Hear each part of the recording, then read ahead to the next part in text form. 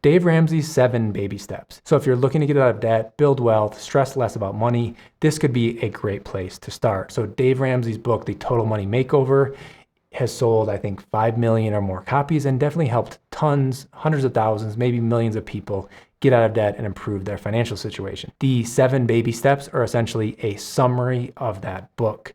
So the kind of focus of one step at a time from 1 through 7, I think definitely allows people to focus on one thing at a time, not be overwhelmed or confused, allowing people to make progress. If you follow his 7 steps to a T, you'll probably be doing pretty well. So there are some of Dave Ramsey's recommendations that I don't really agree with. If you want to learn about those, stick around till the end of the video. With that said, let's get into Dave Ramsey's 7 baby steps. Baby step number 1, save $1,000 for a starter emergency fund. So the thought process here, as you begin to pay off debt, something bad could happen. Your car breaks down, something else could happen, you get sick.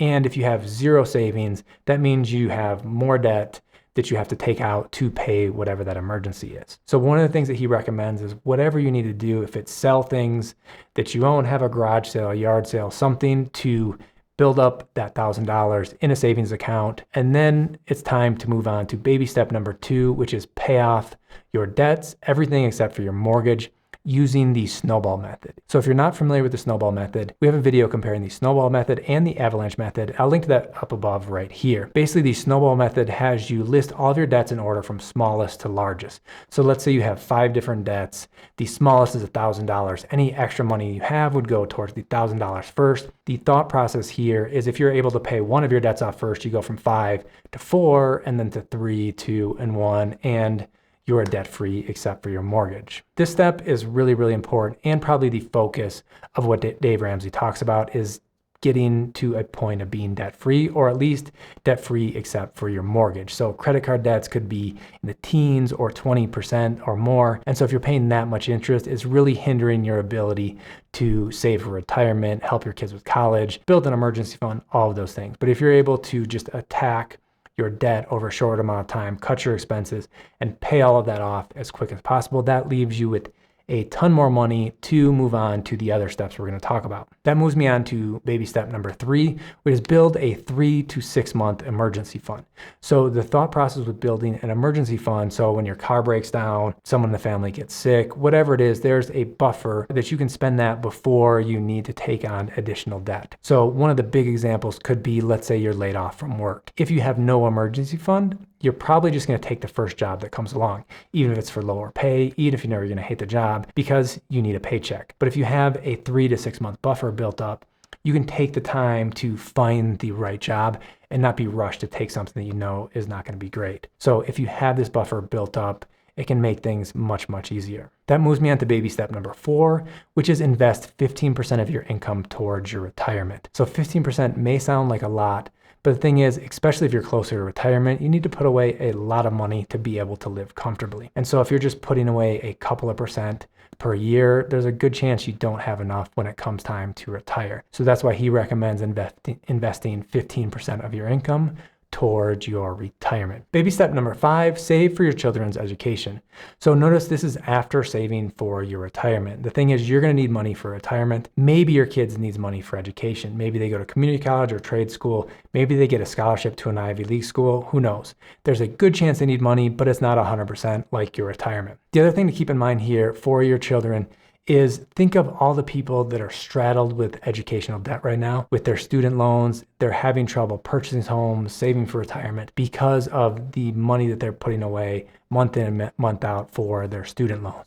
So if you can help your kids in any way, get a leg up, have a good education, and not have all the student loans that go along with it, they're going to be much better off. Baby step number 6, pay off your mortgage early. So if you are saving for retirement at 15% of your income, you have an emergency fund built up, you are saving for your kids' education, and you have money left over, it's time to pay off your mortgage. If you don't have hardly any fixed expenses like your mortgage, how much easier is life? So if you don't have any debts, don't have your mortgage, you basically have a place to live in for free, what other huge expenses do you have at this point? So if you're able to get to this point, you have very few expenses left. And then moving on to step number 7 is to build wealth and to give back. So if you're already doing everything else, you're going to be set for retirement, your home's paid off, you have an emergency fund, your kids' education is taken care of. You can continue to build wealth, but then you can continue to give back. So set aside money for your favorite charities, your favorite causes. Make the world a better place. You've got everything set up for yourself. Now it's time to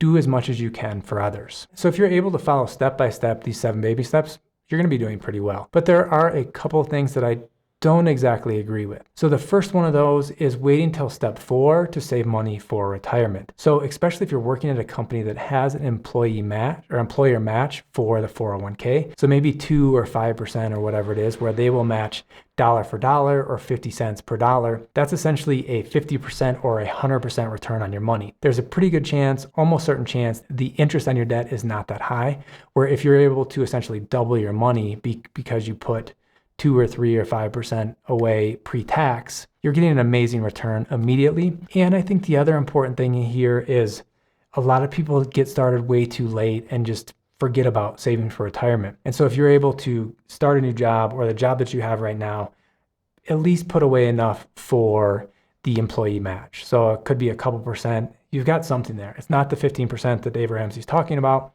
but the earlier you start with the power of compound interest, the better off you're going to be for retirement. The other thing, getting into step number 1 and the $1,000 emergency fund, the thing is with this is if you have credit card debt at 20, 25%, something like that, $1,000 paid off of your credit card is going to save you $200 per year in interest. Where if you have $1,000 in a savings account, maybe you're getting 0.5% on your savings, not even keeping up with inflation, where you have a guaranteed return of 20% by taking that $1,000 and paying down some of your debt. So let's say you have $5,000 of credit card debt, you pay off $1,000, it's down at $4,000, and then you're able to maintain that and slowly pay it off over the next couple of months. And then you do have, say, $1,000 emergency expense. At least you spent a couple of months with just $4,000 of credit card debt, and then you had that expense and it bumped back up to $5,000 versus having $5,000 of credit card debt and $1,000 just sitting there